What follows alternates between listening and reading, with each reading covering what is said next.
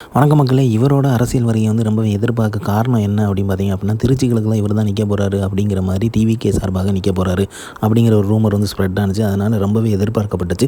So அதனால் பார்த்தீங்க அப்படின்னா, இவர் தனியாக ஒரு வீடியோ போட்டார். 11th அன்னைக்கு அனௌன்ஸ் பண்ணுறேன், நான் அரசியலுக்கு வர்றேனா இல்லையா அப்படிங்கிறத சொல்லியிருந்தார். ஆனால் இயக்குனர் இமயம் தவறிட்டனால அவர் அந்த இதை கன்சிடர் பண்ணி இன்றைக்கி அனௌன்ஸ் பண்ணுறேன் அப்படிங்கிற மாதிரி சொல்லியிருந்தார். ஆனால் இன்றைக்குமே ப்ராப்பராக அனௌன்ஸ் பண்ணாரான்னு கேட்டிங்க அப்படின்னா இல்லைன்னு தான் சொல்லுவேன். ஏன் அப்படின்னா, அரசியலுக்கு வரணுமா வேண்டாமான்னு சொல்லி மக்கள்கிட்ட முடிவு விட்டுருக்கிறாரு. ஸோ ஆக்சுவலாக பார்த்தீங்க அப்படின்னா, இவர் சூப்பர் ஸ்டார் ரஜினிகாந்த் அவர்கள் அரசியல் கட்சி ஆரம்பிக்கும் போதே அவரோட இணைந்து பயணிக்கணும் அப்படிங்கிற முடிவை எடுத்தார்.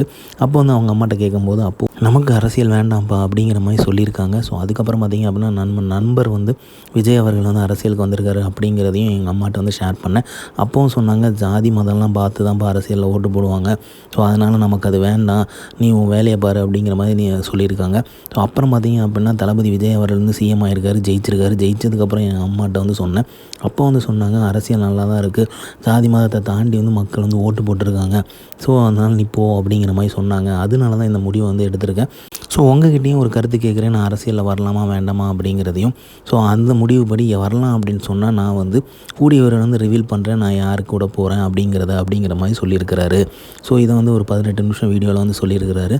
ஸோ அதுக்கு பார்த்தீங்க அப்படின்னா ரெஸ்பான்ஸ் 2 பக்கமுமே வந்திருக்குன்னு தான் சொல்லணும். என்னென்னு பார்த்தீங்க அப்படின்னா, எல்லாருமே வந்தால் டிவிகேக்கு வாங்க அப்படிங்கிற மாதிரி தான் சொல்லியிருக்காங்க.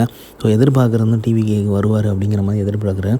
ஏன் அப்படின்னா, நிறைய ட்ரஸ்ட் வச்சு நடத்துகிறாரு, நிறைய பேருக்கு நல்லது பண்ணியிருக்காரு. ஸோ மக்களுக்கு சேவை பண்ண முடியும் அவரால் அப்படிங்கிறது தெரியுது. ஸோ அதனால் டிவிகேக்கு வந்தாருன்னா நல்ல ஒரு வாய்ப்பாக அமையும் அப்படிங்கிறதையும் சொல்லப்படுது. இன்னொரு பக்கம் பார்த்தீங்க அப்படின்னா, அண்ணாமலை அவரோட பார்ட்டிக்கு ஜாயின் பண்ணுவாரோ அப்படிங்கிற மாதிரி எதிர்பார்ப்பு இருக்குது. ஸோ அவர் அரசியலுக்கு வரணுமா வேண்டாமா அப்படிங்கிறத அவர் ஸ்ட்ராங்காக முடிவு எடுத்து அதை சொல்லி அனௌன்ஸ் பண்ணியிருந்தார் அப்படின்னா இப்போ வேறு லெவலில் இருந்திருக்கும். ஸோ அதை பண்ணாமல் கொஞ்சம் கன்ஃபியூஸ் பண்ணிகிட்ருக்காரோ அப்படிங்கிற மாதிரி தோணுது. ஸோ எதுனாலுமே அவர் தான் முடிவு எடுக்க போகிறாரு.